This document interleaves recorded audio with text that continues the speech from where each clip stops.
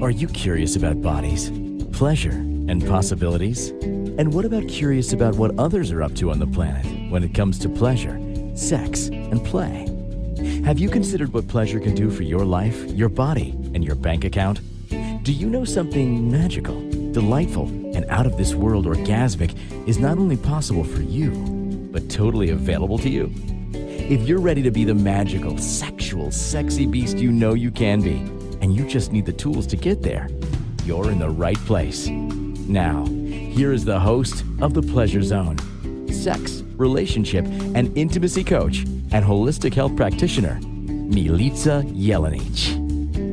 Welcome, welcome, welcome, my sweet pleasure seekers. It is one of those other, glorious days where we are having fun on the pleasure zone.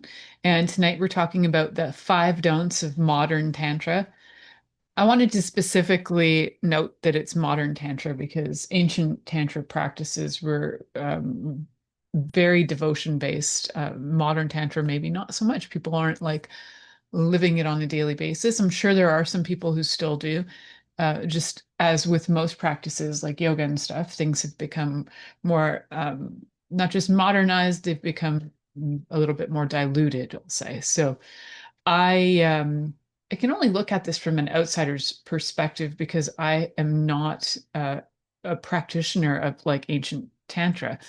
So I just wanted to look at this too because I happen to be on several groups that are like Tantra-based groups.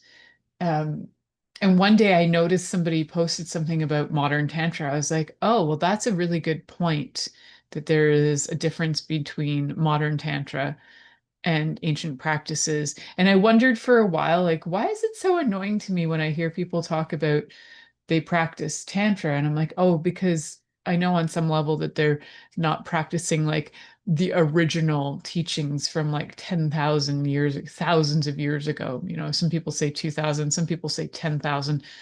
It's hard to know for sure. I think it's several thousand, though. So we're going to go several thousand years old. And I think what we need to do too is also look at what does the word tantra mean? Because I think when most people hear it, and I don't know about you, but when you've heard the word tantra, you might have like thoughts that come up, like people doing these incredibly interesting poses and um, probably similar to something like the Kama Sutra, but people doing like interesting poses and thinking it's more about the interesting poses than the actual practice of connection. So we will talk about all of that too. So for those of you who are brand new to this show, The Pleasure Zone here on Inspired Choices Network, we have been going at this for over 11 years. And on here, I talk about all things to do with sex, bodies, intimacy, energy of bodies and sex. And we look at it from a historical, from a psychological, from an anthropological, sociological, all the ologies. I love the ologies. And we look at all of that. And we look at things like trauma and how we can move out of trauma and into pleasure. Tantra is definitely a way and a practice that you can use to expand, as in tan, Sanskrit word for expansion or weaving things into your life, right? So Tantra is about really weaving together things like your body, mind, and spirit. And it's getting into all um, the connections with yourself, connections to others, connections to life.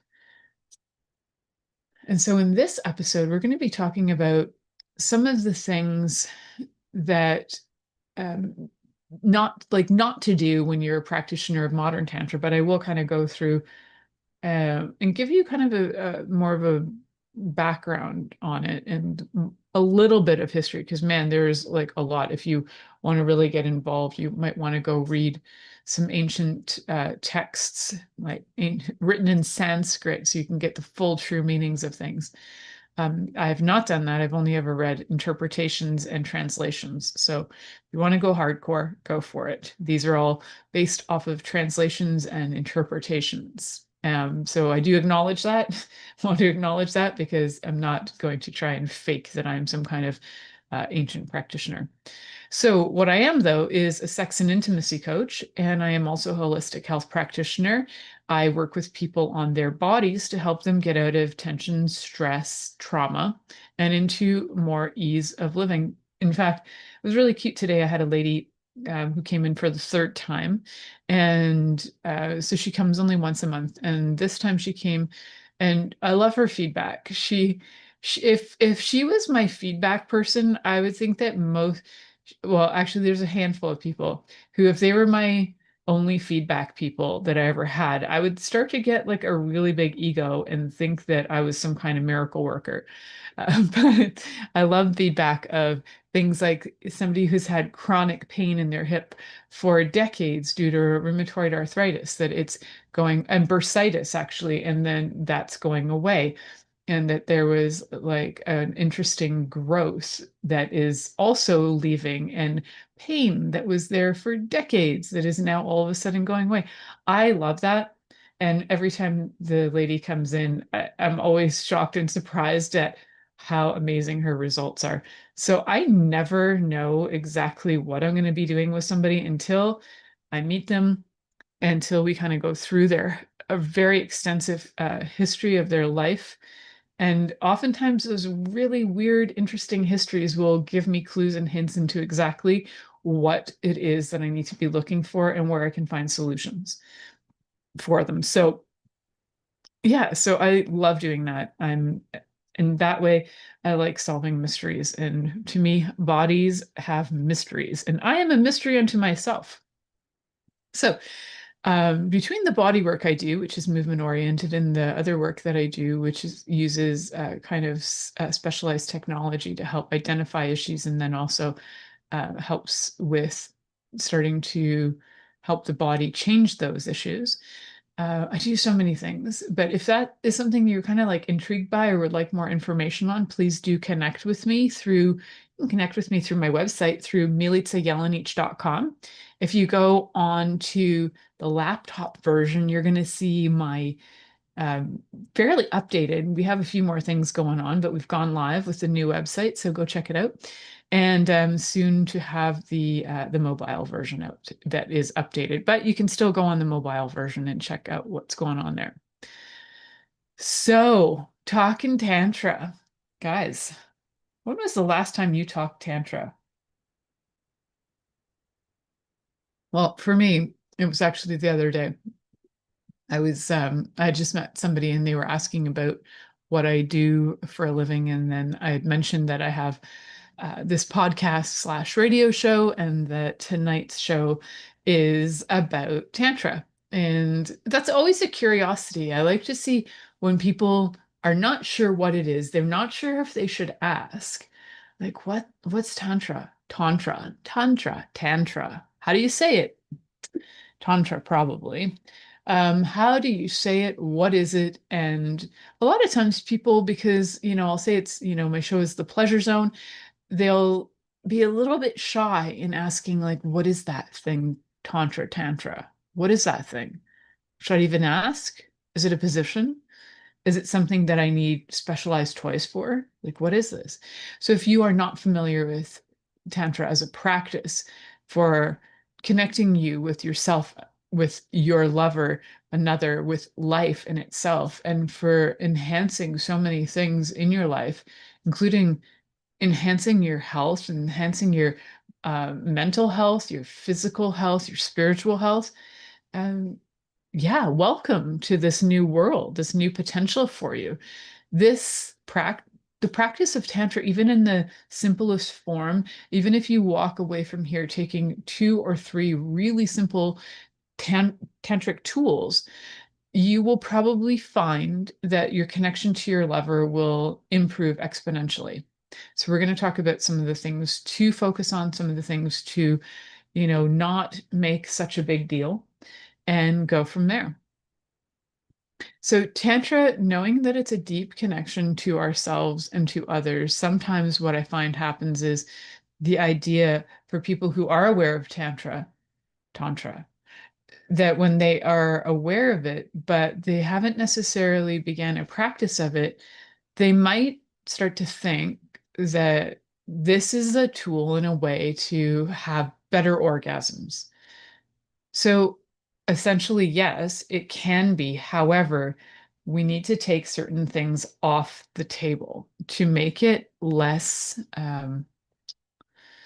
Oh, less about the results, right? And more about the connection.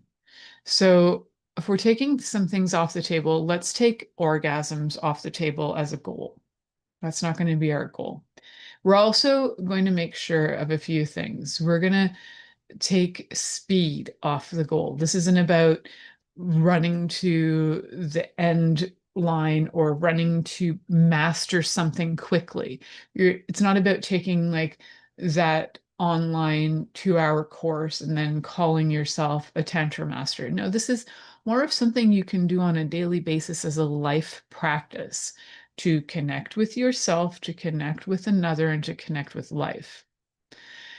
We also want to practice and play with our own energy first and not get into trying to control your partner's energy and the way that your partner is working with their energy. You can learn to play with their energy, but it's not about taking over their energy or trying to redirect for them.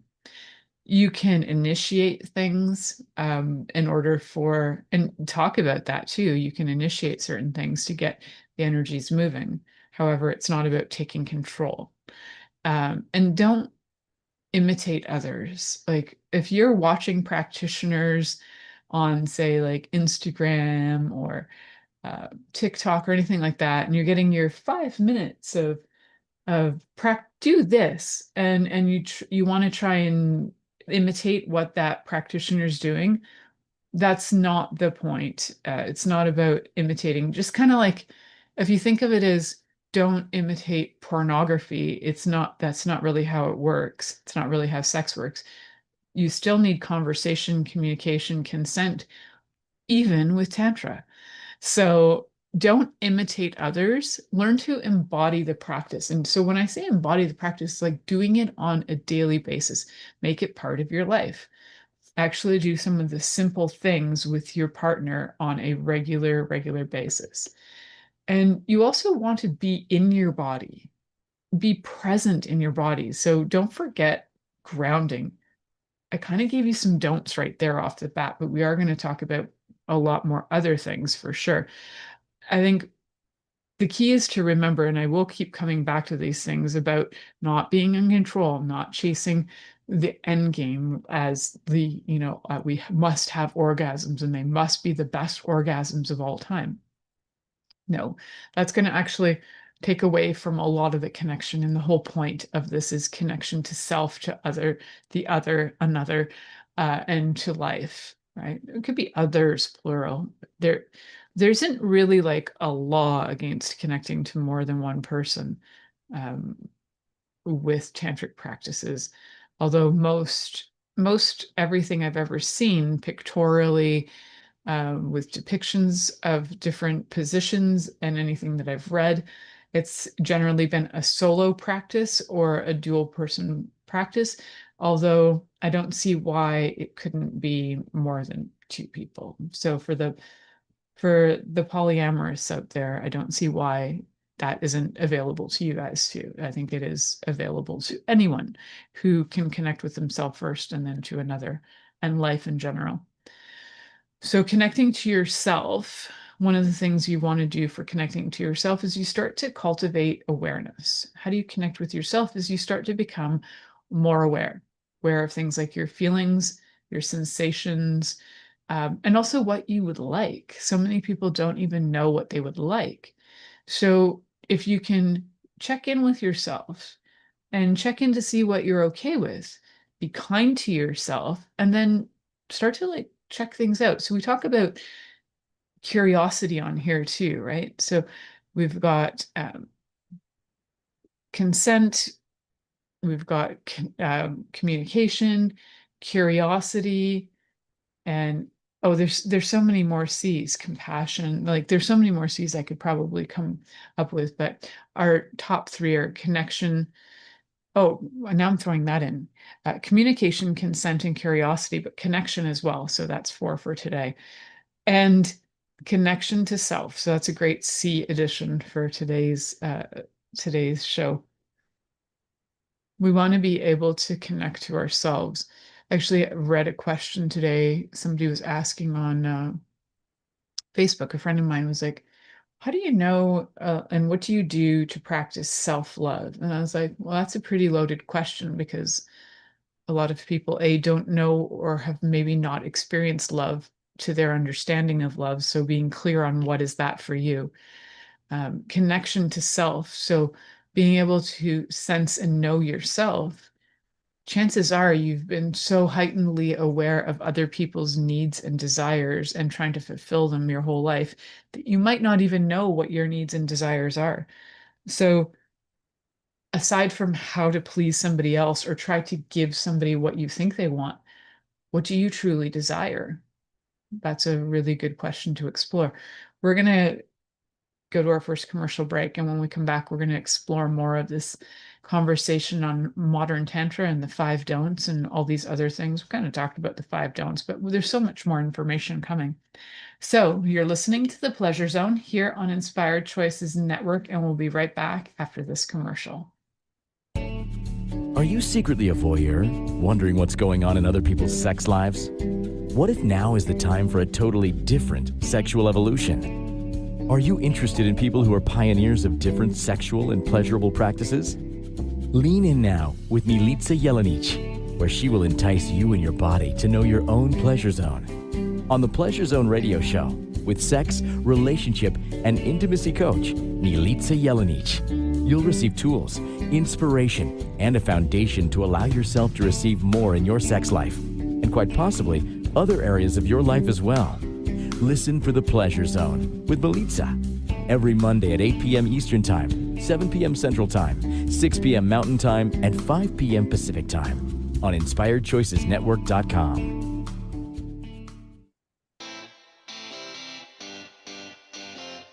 Are you a subject matter expert? Are you here to share your expertise with an audience waiting to hear from you in only the way you can deliver? Are you ready to have your voice amplified across the airwaves? Inspired Choices Network has a global radio platform streaming to millions of people across the world. Professionally produced and supported by an accomplished team every step of the way, you can broadcast from anywhere in the world, knowing your voice matters, and we ensure it is delivered with ease and efficiency. Eager to hear your message, the world awaits. Contact us today to become an Inspired Choices Network radio host. Email become a host at inspiredchoicesnetwork.com. This is The Pleasure Zone with sex, relationship, and intimacy coach, Milica Jelenic. To participate in the program today, join our live studio audience in our chat room at InspiredChoicesNetwork.com. You can also make the choice to ask or comment by email, info@MilicaJelenic.com. Now, back to the program.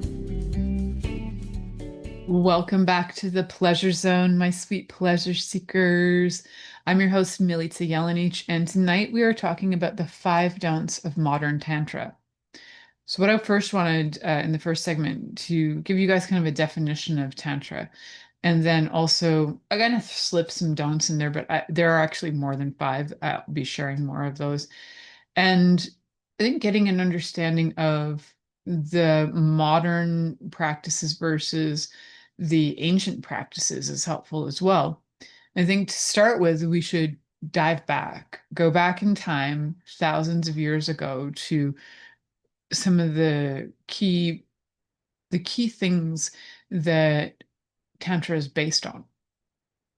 And so first and foremost, Tantra is and was a spiritual philosophy and practice. And for the people who are modern practitioners, who are like regular daily practitioners, and what I, say I'm a Tantra practitioner, they practice it as a spiritual philosophy. They also practice it as like on a daily basis as part of their life. And part of tantric practice is for awakening spiritually and awakening your consciousness.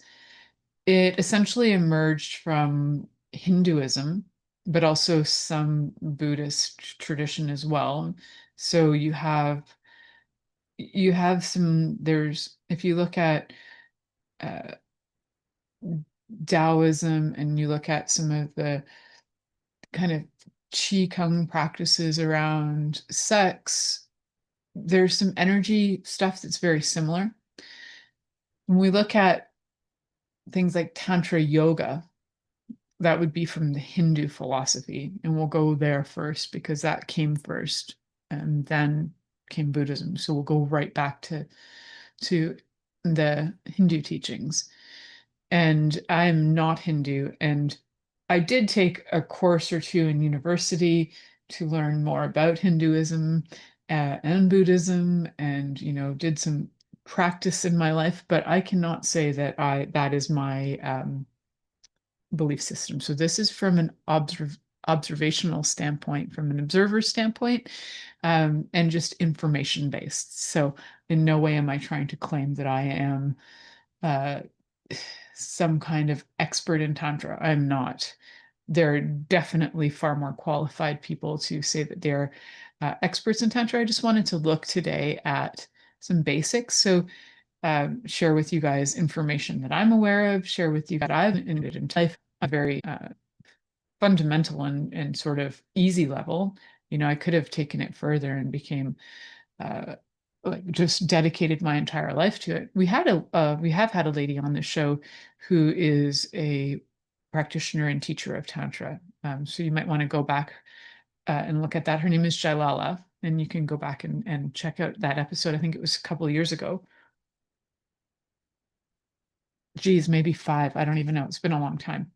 Anyhow, we are looking at some history and mystery. I don't even know if we looked at the history and mystery behind Tantra the last time, because I realize that sometimes I talk about things with the assumption that people already know what this is and where it came from, and they've I assume they've read the things I've read, but they haven't, and that's okay. So now I'm starting to get more and more that not everybody has necessarily read what I've read or done what I've done. And I'm sure that other people who are in their expertise field sometimes think, you don't know that?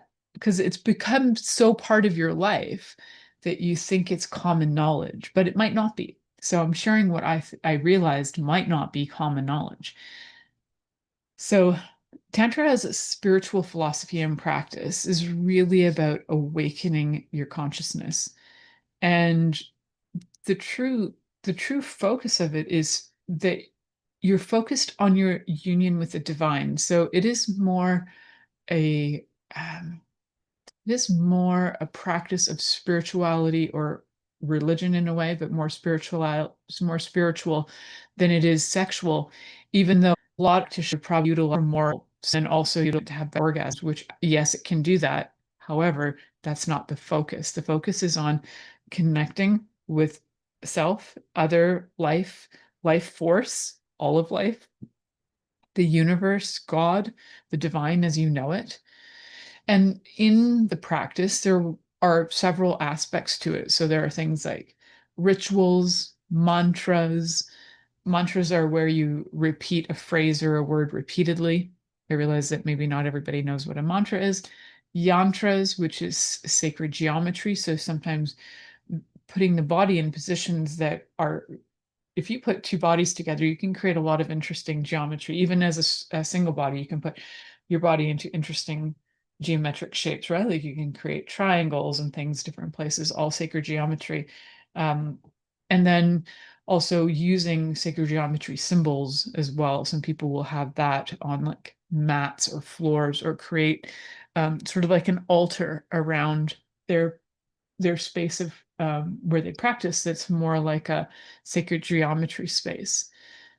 And doing things like meditating, either solo or with your partner, and breath work as part of the meditation or as a separate practice, and also learning how to master energy. So some fundamentals of energy, we can actually just get, real fundamentals of energy. If you've never really felt or figured out how do you know or feel energy, give you the key symptom that, people learn, like the kind of rub, they get a heating sensation of like your hand. And then you can hold your hands 6 inches apart. Then just sense and note that there is like a pulsation or a magnetic repelling that kind of goes on, and you can just feel that and sense that. Some people will even like see colors in between the hands or around the hands or whatever. Not seeing it is, you see it, cool. You don't see it, cool. It doesn't really matter. So in order to, I think, master energy, it's really good to get some simple practices down of just, can you sense it? So if you can sense it with that hand action and you're feeling like a magnetic push-pull, and then you breathe in.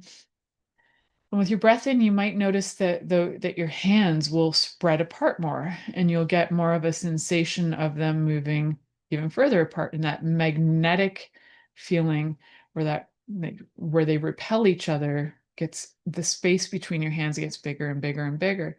Well, now if you wanted to, you could put that around your body.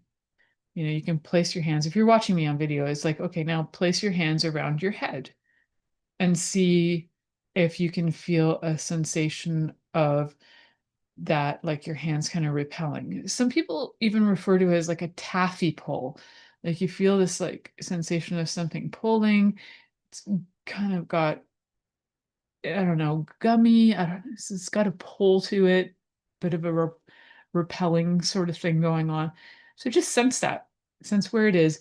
You might notice, like as you move around your head, that there may be places where your hands go closer to your head than there are in other areas. And so as you play with it, you can like have your energy field, you can make it more smooth. We'll call it smoothing it out. And so feel where you might notice, like, oh, it's going in there around some spot, and then just open your hands up and then let it open out. So you'll start to, and you can do that around your whole body, but start with your hands relatively close together. Feel that kind of sensation. And that's a great starting point for, how do you sense energy? How do you play with it? How do you be with it? If you've practiced energy work your whole life, you might have even forgotten that simple tool, because it's one of those ones that's like, you start playing with energy so long that you're like, you forget the fundamentals. It's like if you're an athlete and you've been running your whole life, you might forget how it was that you learned how to time. Sometimes full fundamental breath work. There are so many different. If we start with a really simple belly breath work, where you're breathing in and you let your belly raise and you breathe out and you let your belly sink. So you can breathe in, say, for 4 or 5 and out for 4 or 5. If you breathe in, say, for 4 and you breathe out for longer, it helps relax your nervous system even more. If you're wanting to just become aware of your breath, breathing in for 5 and out for 5 is a really great way to learn how to connect to your breath and become aware of your breath. It also helps regulate your breathing. For simple meditations, some people will, go onto an app and find something that they like to listen to. Maybe they want a guided meditation, or maybe they want silence. I had somebody say that to me the other day. They're like, I can't do meditation the way you guys do it in silence. I was like, I didn't know that I did that. I actually don't do meditation in silence. That's not my way. I get highly distracted. And I also am not like, I can gift guided meditations, but my preference for me is mantras. I can focus on a mantra and I can go for hours doing a mantra meditation. So it's my preference. I also prefer, if I can, to do mantras out loud so I can hear my own voice saying them. I don't do the mantra just in my head.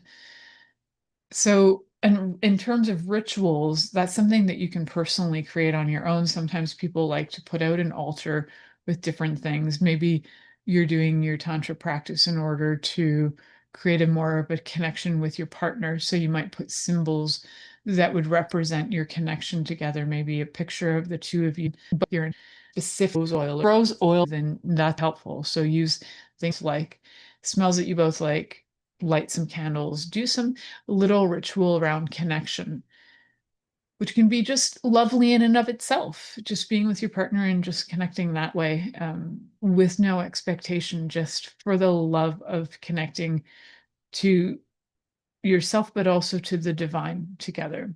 So that can be a really beautiful way to increase your awareness of yourself and of each other too. Great way to connect. We're going to talk more about ancient practices versus modern practices, the do's and don'ts, and all of that of Tantra when we come back from this commercial break. And you're listening to the Pleasure Zone here on Inspired Choices Network, and we'll be right back after this commercial. Are you secretly a voyeur, wondering what's going on in other people's sex lives? What if now is the time for a totally different sexual evolution? Are you interested in people who are pioneers of different sexual and pleasurable practices? Lean in now with Milica Jelenic, where she will entice you and your body to know your own pleasure zone. On the Pleasure Zone radio show, with sex, relationship, and intimacy coach, Milica Jelenic, you'll receive tools, inspiration, and a foundation to allow yourself to receive more in your sex life, and quite possibly other areas of your life as well. Listen for the Pleasure Zone with Milica every Monday at 8 p.m. Eastern Time, 7 p.m. Central Time, 6 p.m. Mountain Time, and 5 p.m. Pacific Time on InspiredChoicesNetwork.com.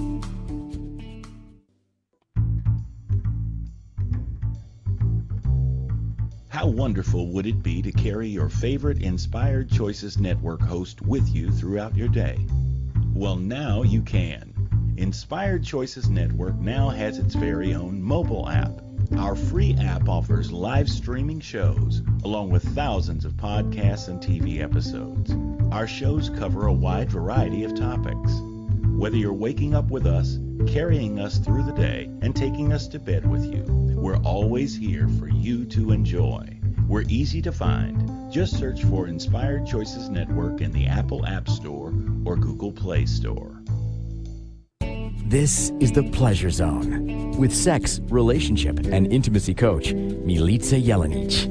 To participate in the program today, join our live studio audience in our chat room at InspiredChoicesNetwork.com. You can also make the choice to ask or comment by email, info@milicajelenic.com. Now, back to the program. Welcome back to the Pleasure Zone, my sweet pleasure seekers. I'm your host, Milica Jelenic, and tonight we are talking about the 5 don'ts of modern Tantra, but I kind of tapped into those a bit, but I also started to talk a bit about the history of more of the ancient practices of Tantra. So going back thousands of years. And we talked about Tantra as being union with the divine, as a practice of more of a spiritual practice rather than a sexual practice. And we talked about certain things that could be included, like rituals, mantras, yantras, meditation, breathwork, and energy mastery. And also, one of the things about Tantra is that in the most authentic form or original form of it is that it's taught that everything, including your body, your sexuality, your emotions, your desires, everything can be a path to enlightenment if you approach it with awareness, which I think is a really beautiful, inclusive philosophy. So everything and anything, even your desires and your sexuality, can be a path to enlightenment. And I feel like there's so much truth in that. Also, the original practitioners had a very disciplined framework around their work, and they often would have a teacher or a guru, as would be called as a guru. And if you are looking to be a really authentic practitioner, I would look for somebody who's a teacher who can tell you definitively who their guru is, because they should have a guru as well, who their guru is, and then what the lineage of their gurus are. Usually, when you've been taught something that has a teacher like that, you'll know who your teacher is, and you'll know the lineage back several generations, usually, of gurus. That is a really good way to find out, did they actually learn from somebody genuine, or did they learn from somebody who just decided to give themselves a stamp of approval? So go for the ones who have been long-term practitioners, have it as their daily life practice, and have had teachers, at least one teacher steadily for their whole life that they still would refer to if that teacher is alive. But if that teacher has passed on, that they've probably had the the top student of that teacher take over, and they might be that top student, which is even a really cool experience to be taught by somebody who's kind of like the next in line.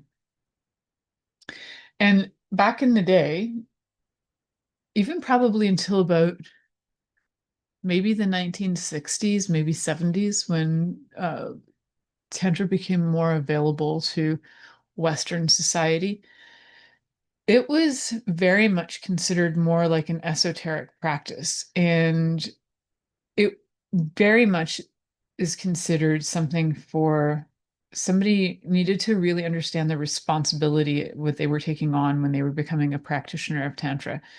And so in that way, being initiated to do that was usually something you'd be invited to. Somebody would, you know, see that in you and invite you to it, where now we don't really have that. So let's have a little check into modern Tantra. And, or some people also call it like neo Tantra, new Tantra. It pretty much showed up in the West in the 20th century.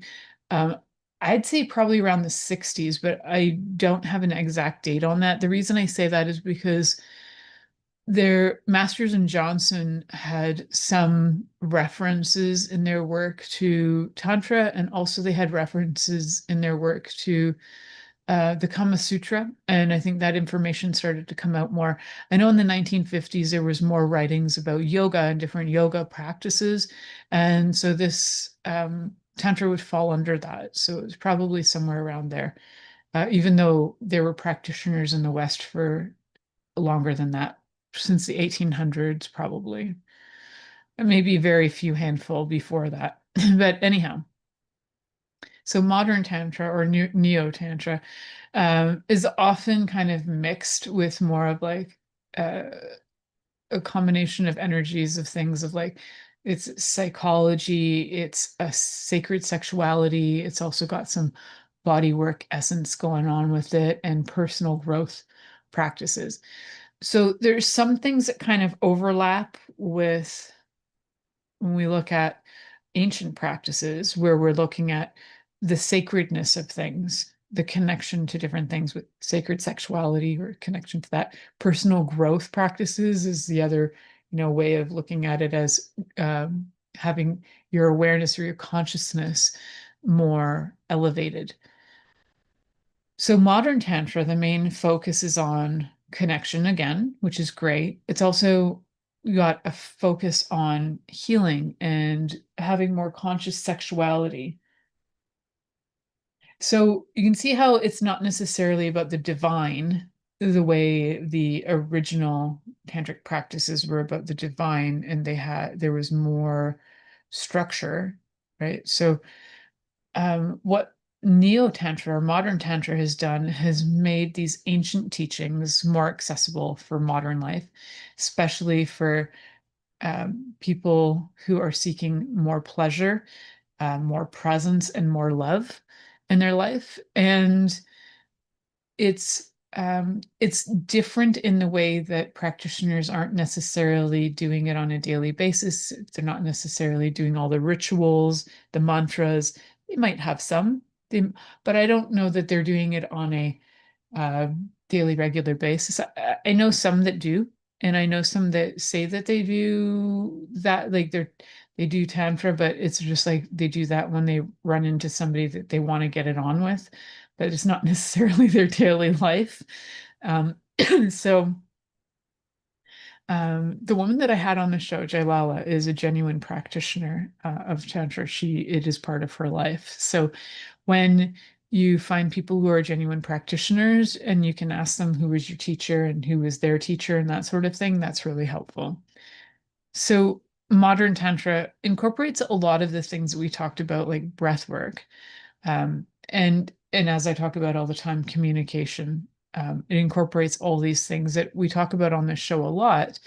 And communication in ancient, like the ancient practices of Tantra were more through a joint understanding of what the practice was. So if you and your partner are both in the same, say, religion, you might have a common understanding of what's required of you, or what there's like a unspoken understanding. So communication wasn't necessarily key, where now we're looking at it more from communication being important, that movement is important as well. So doing different physical movements, yogic practices usually, and doing specific touch work as well. This in modern tantra, there's also going to be the requirement for consent. So a lot of these things will be, being able to take the moment, pause, ask your partner different things, whether they're okay with certain stuff. I think ancient practices, when you're really tuned in as an energy master, there was probably a level of communication that was on such a subtle level that even master energy practitioners today probably weren't even, remotely close to where they were at even 1,000 years ago with that kind of practice. I know I'm judging that, but I think we have a lot of things that are interfering with that, unless you like are living off grid. And in that case, you're not even listening to my show, so you're not being offended by that. But the really ancient practitioners, people who are taking those practices super seriously and living it that intently, as their spiritual devotion, as a way of life, then they're doing it a lot differently than what we have now. Just kind of like comparing, say, Gregorian monks to some modern day monks who are, or priests. They're not living the hardest hard life like they used to, right? They're not living it in the same way. And so everything has kind of gotten modernized. That's the nature of the world. However, I think it has a little bit taken away from something. It's like it's diluted it a little bit.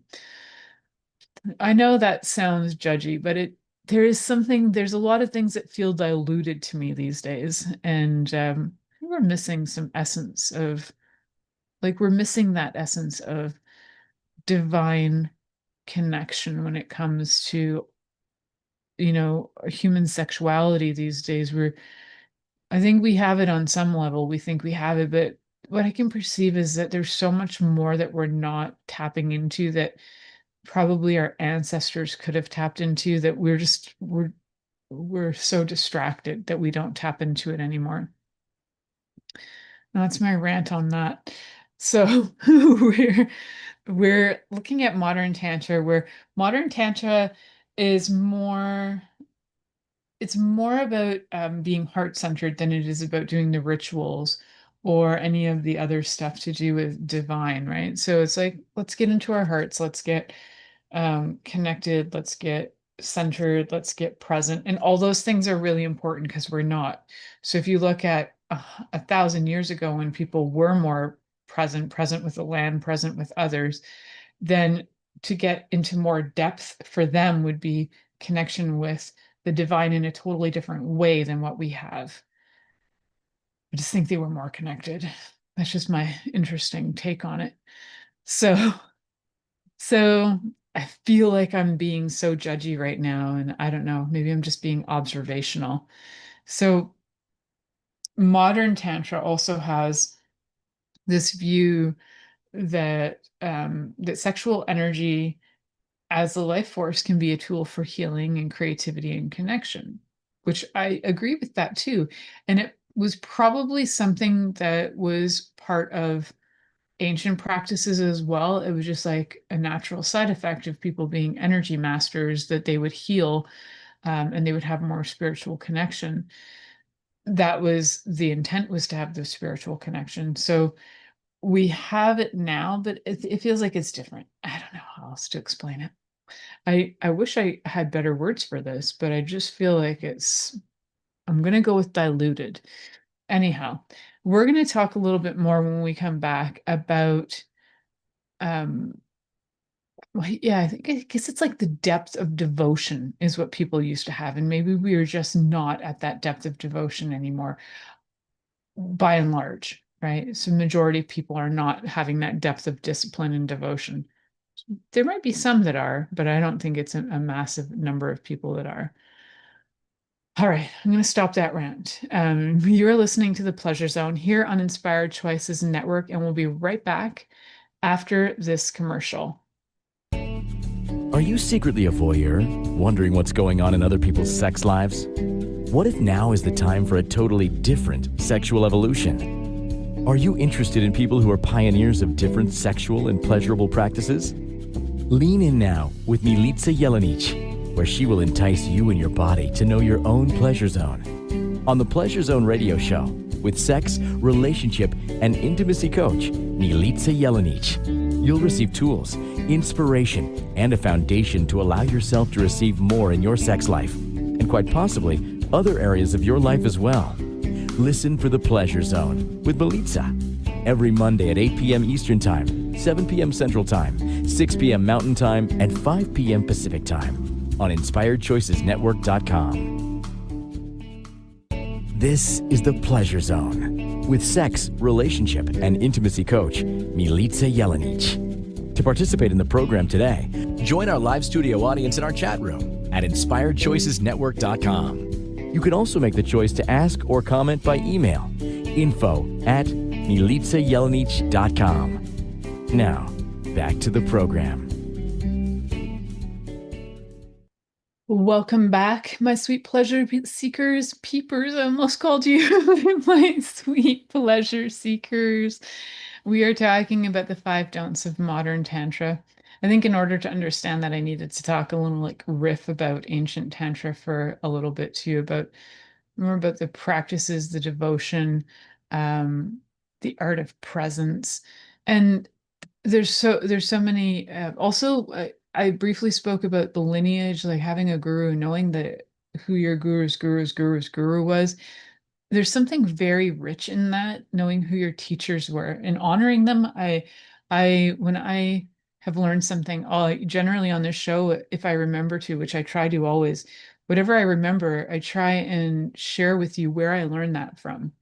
And even with the body work that I do, my lineage is that I do body work and energy work, different teachers for different things. But in one of my bodies of work that I do is that my mom was my teacher, and my mom's teacher was the one who brought the work to the planet. So and he was also my teacher for a while as well. So I was with the direct creator of the work. So I think it's really important that you honor your teachers, because they're the ones who showed you the way. And anyway, yeah. So looking at the lineage of the philosophy and who taught you what and how you came to understand that, I think is super important. And so don't ignore in modern Tantra. I think what they do is they ignore a lot of the lineages, and I think don't ignore your lineage. And if you don't have one, then it's a great time to go and find teachers that can teach you, that have been taught by a lineage, because you're going to learn so much more. Don't also ignore the sort of the dark side of things, like the shadow, the death, the ego, and taboo, and fear, and everything, because those are all portals to liberation. They're all ways to open yourself up to liberation, which is part of what Tantra does, is opens you to liberation. And it gives you courage to face everything in life because you're connected to everything. So I think what we miss is some of that. Is a lot of modern Tantra is about the light and the love, and it's great. And we also need to look at some of the other sides and have that integrated. There is the union of opposites when it comes to that work, and the more you learn about it, the more you'll see how very how it integrates both polarities of things. So yeah, as much as you could focus too, I also think don't focus on technique so much as focusing on and learning more about awareness, energetic awareness, sensing things, becoming more aware, consciousness, and also yes, touch is fantastic, and there are, techniques of touch, but their essence is really like knowing the subtleness of what's going on and feeling like the super subtle energies. That was another thing that I got from a client today. I loved that she was like noticing super subtle changes. And it's really cool when people can sense things in their, like, they sense minute shifts and they know that those minute shifts can lead to massive shifts. It's like that concept of if you can just go 1 degree off of where you're headed right now in your life. If you went 1 degree off every day, you'd end up in a totally different trajectory. So those subtle changes are like that. And you can gain so much information by acknowledging just the smallest subtleties of what's going on. Not be afraid of them. Sometimes people will do that and they're like, everything becomes negative or bad. It's like, just become aware of it. It's like, oh, I noticed this. I noticed this sensation. Oh, I noticed that. I noticed that shift.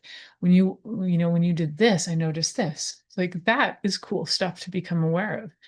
And if you really want to be, a fabulous practitioner, you know, you might want to do it as a daily practice and anchor pleasure into your life. It becomes something that helps you be grounded.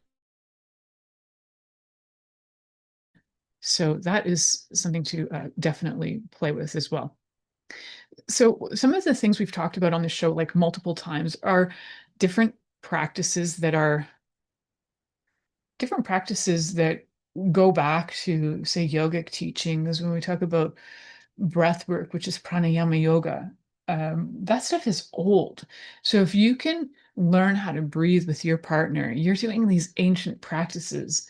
Breath is life, right? And if we can remember to breathe with ourselves and we can remember to breathe with our partners, it can do so much. I was actually doing this like really wacky thing the other day. Um, Wacky. I'd seen this video where it showed like this mom and this baby, and they were connecting their noses, and the mom was breathing in a very rhythmic manner. And it had the baby fall asleep within 30 seconds. So I jokingly, but not jokingly, I was like curious.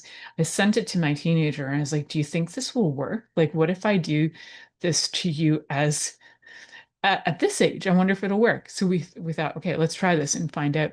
But it does. It totally works. Connecting your noses and breathing, and then it'll actually harmonize your body and your breath, and then it helps calm down your body. It's such a cool thing. So even simple things like learning how to breathe together, you can help your partner if they're going through something, regulate themselves. You can help yourself be regulated, starting with simple things like that, or also even just having the chance to look at each other. That 30-second eye gaze, it's intimidating. It's especially intimidating if you're a little neurospicy, because sometimes that eye connection is like really intense. 30 seconds of it is like, wow, whole other universe intense. So play with that. You might start with 5 seconds if you're neurospicy, and then, move it up to like 10, 15, 25, and see how that goes for you. So I think I want to summarize that as, whether you're practicing ancient practices with old teachers and old lineages, or you're practicing modern Tantra, there's value in both of them. Just depends on how in depth you want to get and how serious you want to go with it. But any one of them is going to help you along your life path right now, guarantee it.